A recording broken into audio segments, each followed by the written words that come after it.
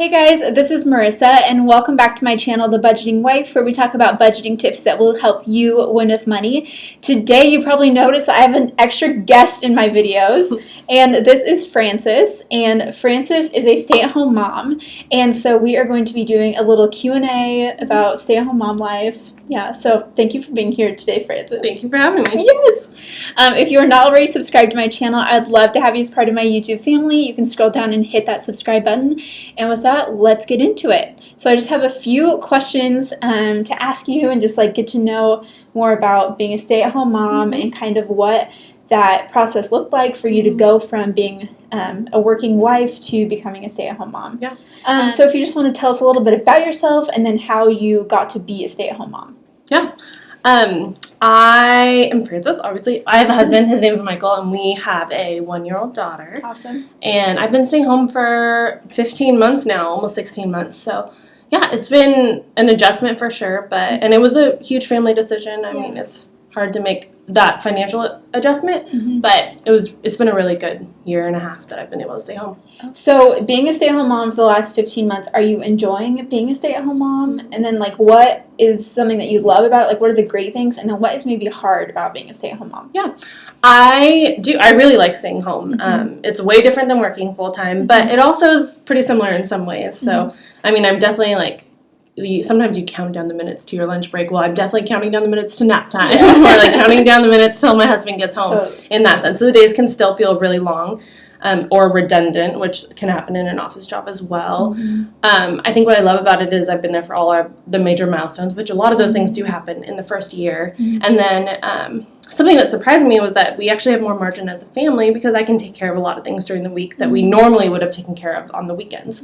So for our weekends are more family time, which we used to only have one day of family time versus now we can kind of have two if we want, which is really nice. I think the hardest thing is transitioning from 2 incomes, no kids, to 1 income and kids. That financial adjustment is brutal. Oh, totally. I can imagine. And so I think that I think I took a lot of luxuries for granted in that sense because you have a lot more disposable income that you can even if it's like not just going out to dinner all the time, but like saving up for retirement's a little easier. There's things that just you want to do, but don't make a ton of sense when you have kids in the picture, and then you have you have half of an income missing. So what ended up leading up to that decision to become a stay-at-home mom? I know that is a huge financial change, and so how did you decide what led up to that decision? We as a family just kind of felt like memories were the most important things that we leave our families with, and in our first 3 years of marriage we experienced a ton of loss, and we, after losing several really significant people in our lives, we realized that all we had left were memories, and those were the things that mattered the most to us. And so we set out to kind of find a way for our family to create as many memories as possible together, just because we don't know if I'll be gone tomorrow, or if my husband will be gone in a month, or if we have 50 years. You really don't know how much time you have left. And so for us, that really meant that I would need to stay home. That was just the situation that we were in. Some people can still create incredible memories and work full-time because they have flexibility. But that wasn't the case with either of our careers. So for us, that was kind of the bottom line, is that we wanted to find a way for our family to be together as much as possible, because that we felt like that was the best way we could make those memories.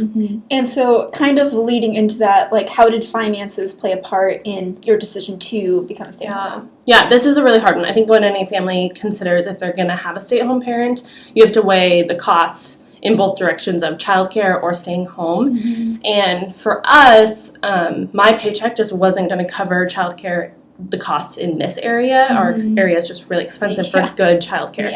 And so that wasn't really an option. My mom was retiring and was able to stay home, but for personal reasons and kind of just the state of our family, we didn't feel like that was a burden we wanted to put on my mom, and we wanted to protect her relationship with her grandchildren as much as possible. So that really kind of left us with the only option was for me to stay home. So we actually did have an inheritance that we used to pay our mortgage, so we didn't need my salary at all. And so we just paid off our house. But if we hadn't been able to do that, which a lot of people can't, Yeah. my husband just would have needed to find another job that paid a Mhm. little more. And we've had a lot of friends who have done that for the same reasons. They just couldn't afford childcare in this area, but someone needed to make a little more money just so that they can make ends meet. And yeah, so I think that's probably the route we would have gone had we not had the inheritance.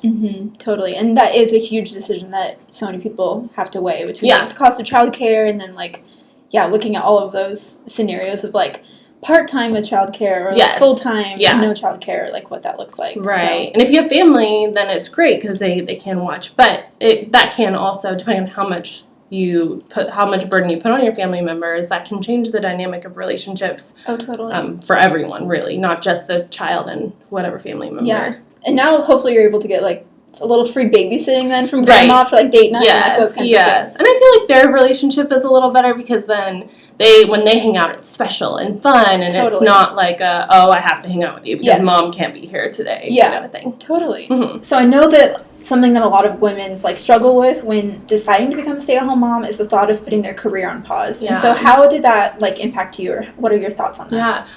This is probably still the hardest thing, and I still some days struggle with this a lot more than other days, but I mean, you, especially as a young 20-something, you pour everything you have into careers, and then you even, you create career goals, and you work with your supervisors, and they have goals for you.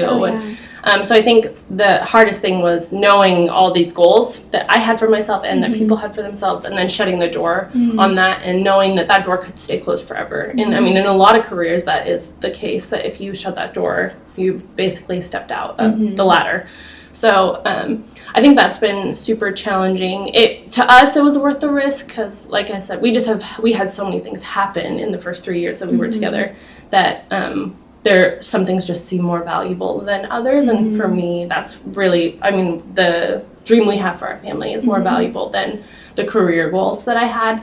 But, and I don't doubt that later on I can step back into work in the field that I was in and still be able to have a career that's meaningful. But it still is a let go for sure. I know I will be behind when I enter back into the workforce. Yeah. Are there any other sorts of ways that you're able to kind of help bring in some income for your family, or like what does that look like for you being a stay-at-home mom? Yeah. I actually, one of the fun things about staying home was that I was able to pour into our community a little more. And for me, that meant doing some admin for a local nonprofit that was in our neighborhood.